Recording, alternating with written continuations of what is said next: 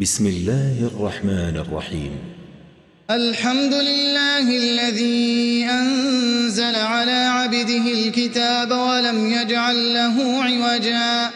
قيما لينذر بأسا شديدا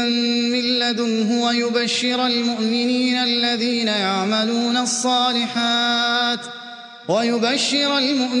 الذين يعملون الصالحات أن لهم أجرا حسنا ماكثين فيه أبدا وينذر الذين قالوا اتخذ الله ولدا ما لهم به من علم ولا لآبائهم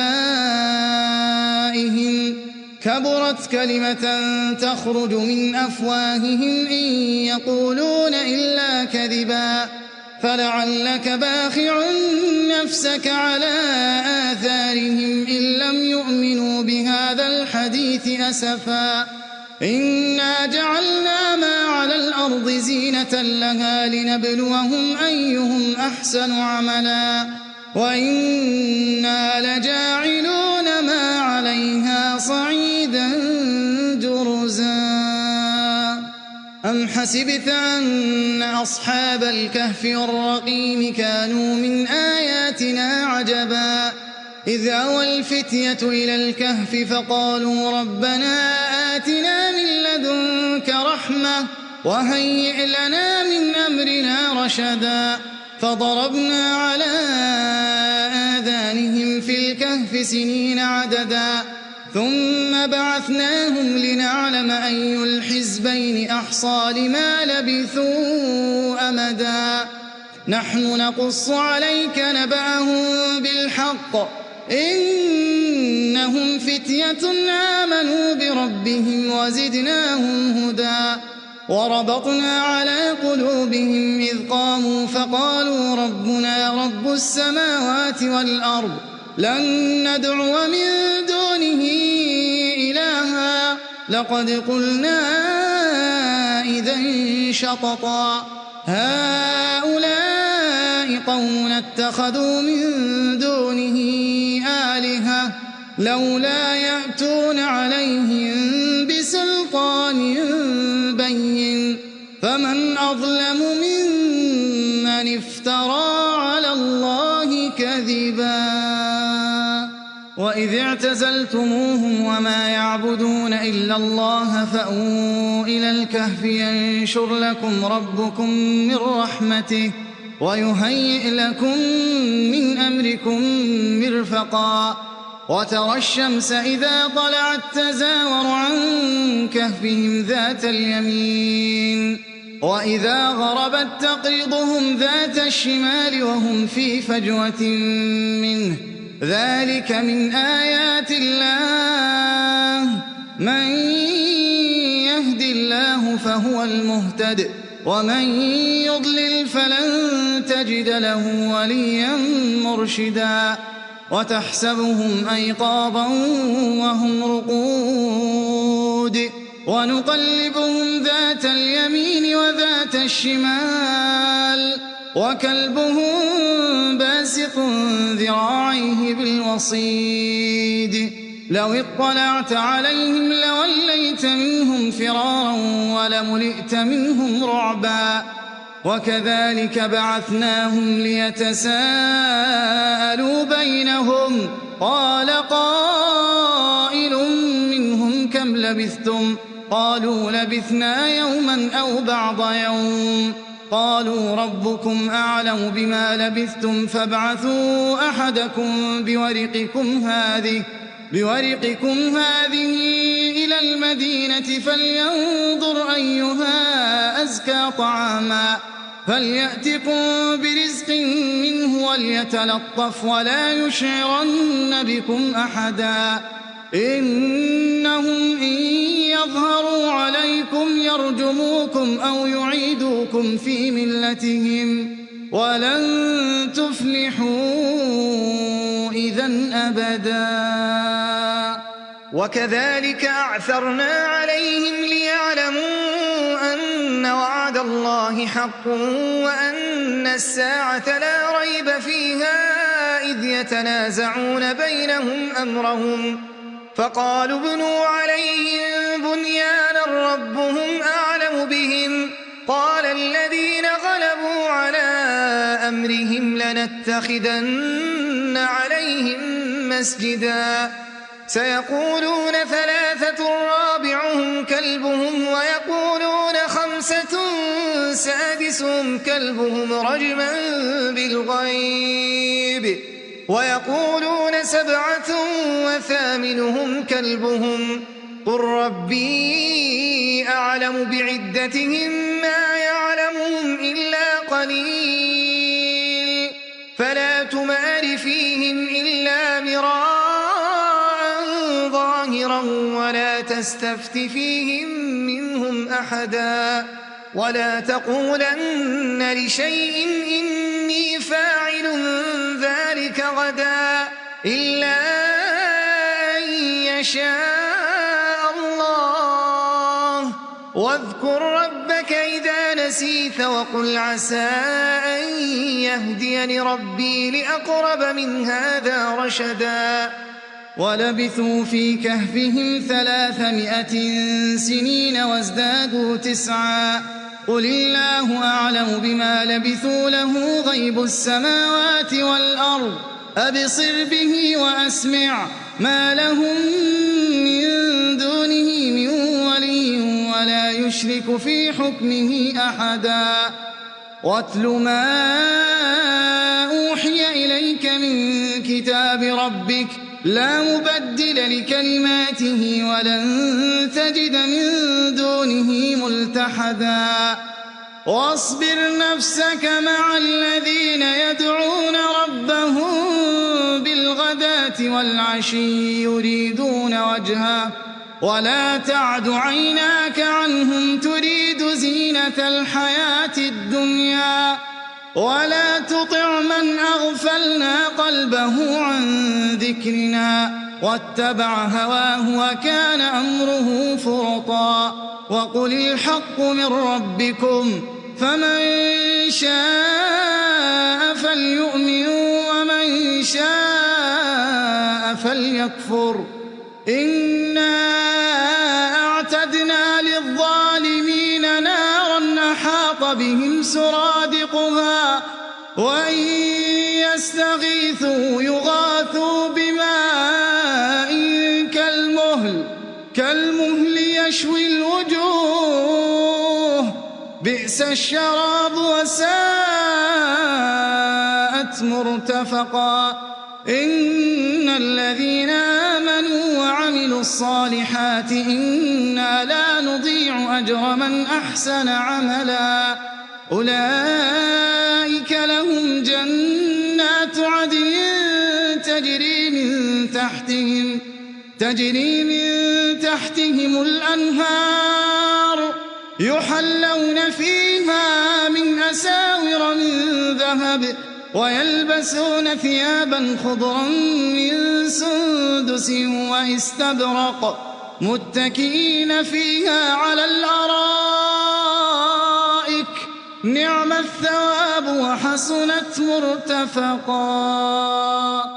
واضرب لهم مثل الرجلين جعلنا لأحدهما جنتين من أعناب وحففناهما بنخل وجعلنا بينهما زرعا كلتا الجنتين آتت أكلها ولم تظلم منه شيئا وفجرنا خلالهما نهرا وكان له ثمر فقال لصاحبه وهو يحاوره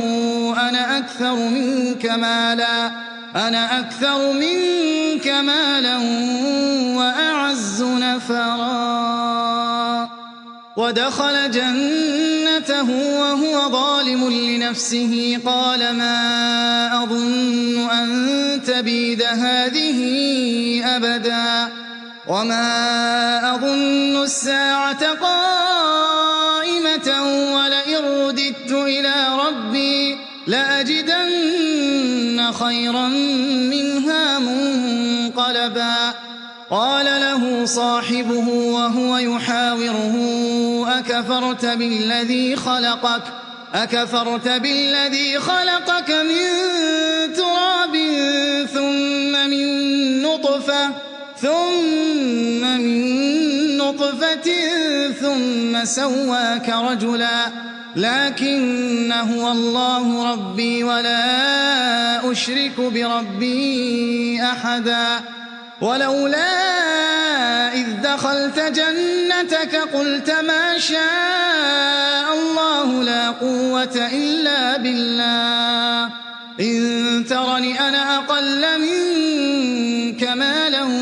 وولدا فعسى ربي أن يؤتيني خيرا من جنتك ويرسل عليها حسبانا من السماء فتصبح صعيدا زلقا أو يصبح ماؤها غورا فلن تستطيع له طلبا وأحيط بثمره فأصبح يقلب كفيه على ما أنفق فيها وهي خاوية على عروشها ويقول يا ليتني لم أشرك بربي أحدا ولم تكن له فئة ينصرونه من دون الله وما كان منتصرا هنالك الولاية لله الحق هو خير ثوابا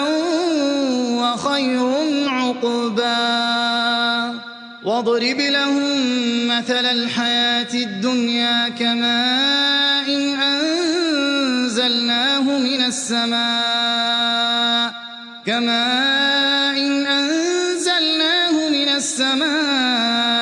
فاختلط به نبات الأرض فأصبح هشيما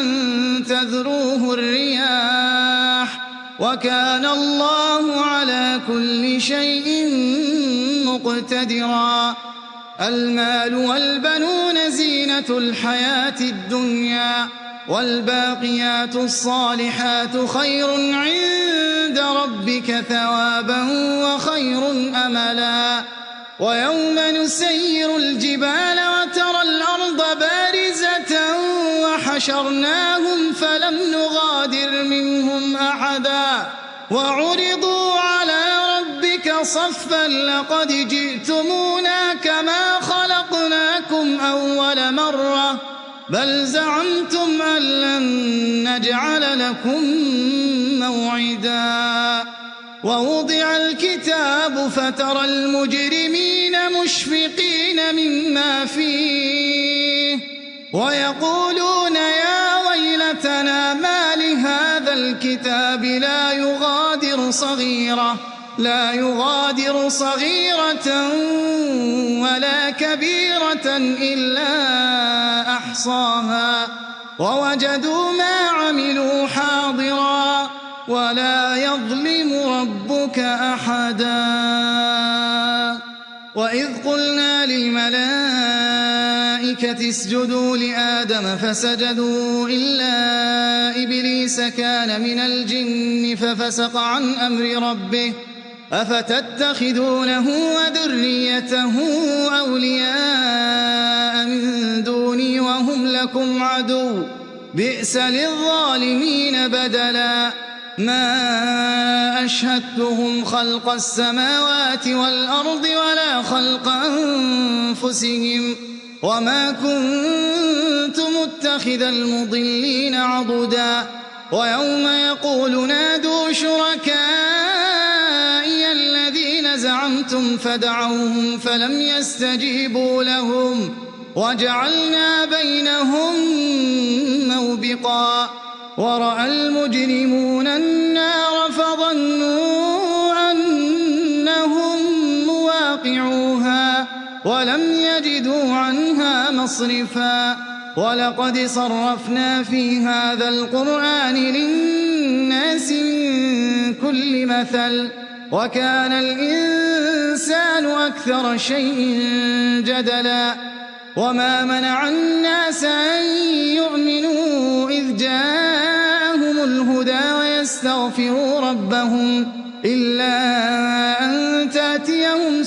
سُنَّةُ الْأَوَّلِينَ أَوْ يَأْتِيَهُمُ الْعَذَابُ قُبُلًا وَمَا نُرْسِلُ الْمُرْسَلِينَ إِلَّا مُبَشِّرِينَ وَمُنذِرِينَ وَيُجَادِلُ الَّذِينَ كَفَرُوا بِالْبَاطِلِ لِيُدْحِضُوا بِهِ الْحَقَّ وَاتَّخَذُوا آيَاتِي وَمَا أُنذِرُوا هُزُوًا وَمَنْ أَظْلَمُ مِمَّنْ ذُكِّرَ بِآيَاتِ رَبِّهِ فَأَعْرَضَ عَنْهَا وَنَسِيَ مَا قَدَّمَتْ يَدَاهُ إِنَّا جَعَلْنَا عَلَى قُلُوبِهِمْ أَكِنَّةً أَن يَفْقَهُوهُ وَفِي آذَانِهِمْ وَقْرًا وَإِن تَدْعُهُمْ إِلَى الْهُدَىٰ فَلَن يَهْتَدُوا إِذًا أَبَدًا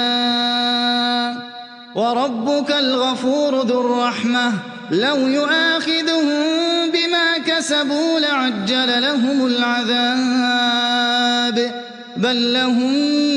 مَّوْعِدٌ لَّن يَجِدُوا مِن دُونِهِ مَوْئِلًا وَتِلْكَ الْقُرَىٰ أَهْلَكْنَاهُمْ لَمَّا ظَلَمُوا وَجَعَلْنَا لِمَهْلِكِهِم مَّوْعِدًا وَإِذْ قَالَ مُوسَىٰ لِفَتَاهُ لَا أَبْرَحُ حَتَّىٰ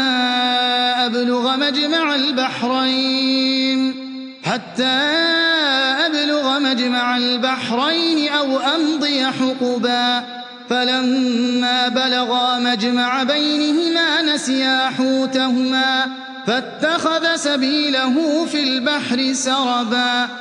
فَلَمَّا جَاوَزَا قَالَ لِفَتَاهُ آتِنَا غَدَاءَنَا لَقَدْ لَقِينَا مِن سَفَرِنَا هَٰذَا نَصَبًا قَالَ أَرَأَيْتَ إِذْ أَوَيْنَا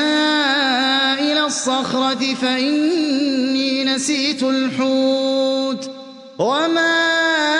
أَنسَانِيهُ إِلَّا الشَّيْطَانُ أَنْ أَذْكُرَهُ وَاتَّخَذَ سَبِيلَهُ فِي الْبَحْرِ عَجَبًا قَالَ ذَٰلِكَ مَا كُنَّا نَبْغِ فَارْتَدَّا عَلَىٰ آثَارِهِمَا قَصَصًا فَوَجَدَا عَبْدًا مِّنْ عِبَادِنَا آتَيْنَاهُ رَحْمَةً مِّنْ عِندِنَا وَعَلَّمْنَاهُ مِن لَّدُنَّا عِلْمًا قَالَ لَهُ مُوسَىٰ هَلْ أَتَّبِعُكَ عَلَىٰ أَن تُعَلِّمَنِ مِمَّا عُلِّمْتَ رُشْدًا قَالَ إِنَّكَ لَن تَسْتَطِيعَ مَعِيَ صَبْرًا وَكَيْفَ تَصْبِرُ عَلَىٰ مَا لَمْ تُحِطْ بِهِ خُبْرًا قَالَ سَتَجِدُنِي إِن شَاءَ اللَّهُ صَابِرًا وَلَا أَعْصِي لَكَ أَمْرًا قَالَ فَإِنِ اتَّبَعْتَنِي فَلَا تَسْأَلْنِي عَن شَيْءٍ حَتَّىٰ أُحْدِثَ لَكَ مِنْهُ ذِكْرًا فَانطَلَقَا حَتَّىٰ إِذَا رَكِبَا فِي السَّفِينَةِ خَرَقَهَا قَالَ أَخَرَقْتَهَا لِتُغْرِقَ أَهْلَهَا لَقَدْ جِئْتَ شَيْئًا إِمْرًا قَالَ أَلَمْ أَقُلْ إِنَّكَ لَن تَسْتَطِيعَ مَعِيَ صَبْرًا قَالَ لَا تُؤَاخِذْنِي بِمَا نَسِيتُ وَلَا تُرْهِقْنِي مِنْ أَمْرِي عُسْرًا فانطلقا حتى إذا لقيا غلاما فقتله قال أقتلت نفسا زكية بغير نفس لقد جئت شيئا نكرا قال ألم أقل لك إنك لن تستطيع معي صبرا قال إن سألتك عن شيء بعدها فلا تصاحبني قد بلغت من لدني عذرا فانطلقا حتى إذا أتيا أهل قرية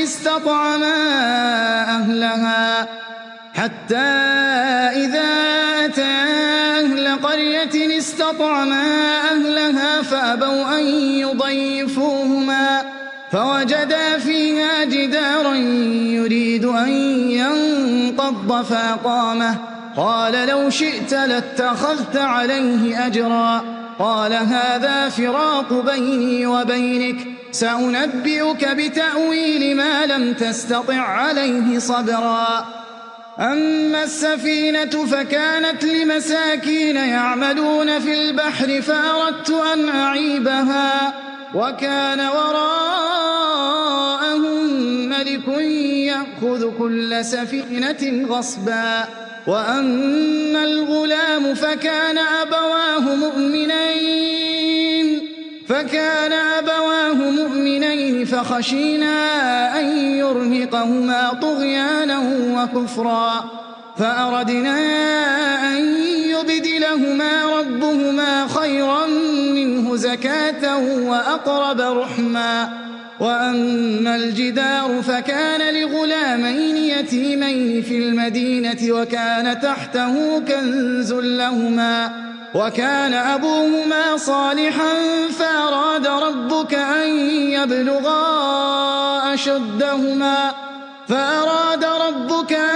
يبلغا أشدهما ويستخرجا كنزهما رحمة من ربك وما فعلته عن أمري ذلك تأويل ما لم تسطع عليه صبرا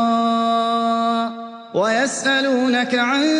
ذي القرنين قل سأتلو عليكم منه ذكرا إنا مكنا له في الأرض وآتيناه من كل شيء سببا فأتبع سببا حتى إذا بلغ مغرب الشمس وجدها تغرب في عين حمئة ووجد عندها قوما قلنا يا ذا القرنين إما أن تعذب وإما أن تتخذ فيهم حسنا قال أما من ظلم فسوف نعذبه ثم يرد إلى ربه فيعذبه عذابا نكرا وأما من آمن وعمل صالحا فله جزاء الحسنى وسنقول له من أمرنا يسرا ثم أتبع سببا حتى إذا بلغ مطلع الشمس وجدها تطلع على قوم لم نجعل لهم من دونها سترا كذلك وقد أحطنا بما لديه خبرا ثم أتبع سببا حتى إذا بلغ بين السدين وجد من دونهما قوما لا يكادون يفقهون قولا قالوا يا ذا القرنين إن يأجوج ومأجوج مفسدون في الأرض فهل نجعل لك خرجا على أن تجعل بيننا وبينهم سدا قال ما مكني فيه ربي خير فأعينوني بقوة أجعل بينكم وبينهم ردما آتوني زبر الحديد حتى إذا ساوى بين الصدفين قال انفخوا حتى إذا جعله نارا قال آتوني أفرغ عليه قطرا فما استطاعوا أن يظهروه وما استطاعوا له نقبا قال هذا رحمة من ربي فإذا جاء وعد ربي جعله دكا وكان وعد ربي حقا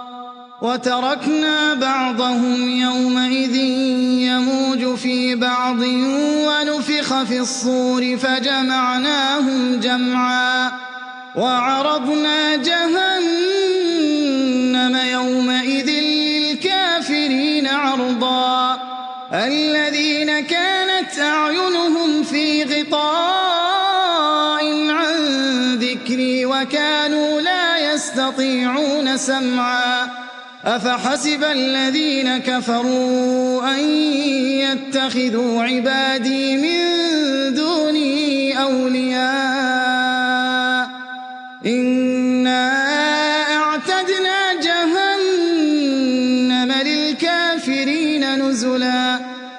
هل ننبئكم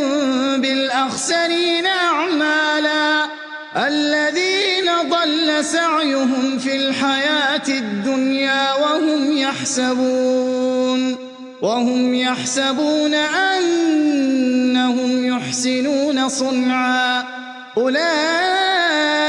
الذين كفروا بآيات ربهم ولقائه فحبطت أعمالهم فلا نقيم لهم يوم القيامة وزنا ذلك جزاؤهم جهنم بما كفروا واتخذوا آياتي ورسلي هزوا إن الذين آمنوا وعملوا الصالحات كانت لهم جنات الفردوس نزلا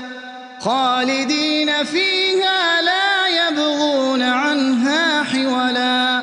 قل لو كان البحر مدادا لكلمات ربي لنفد البحر قبل أن تنفد كلمات ربي ولو جئنا بمثله مددا قل إنما أنا بشر مثلكم يوحى إلي أنما إلهكم إله واحد فمن كان يرجو لقاء ربه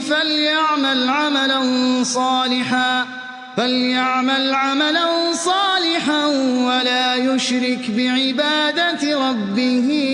أحدا.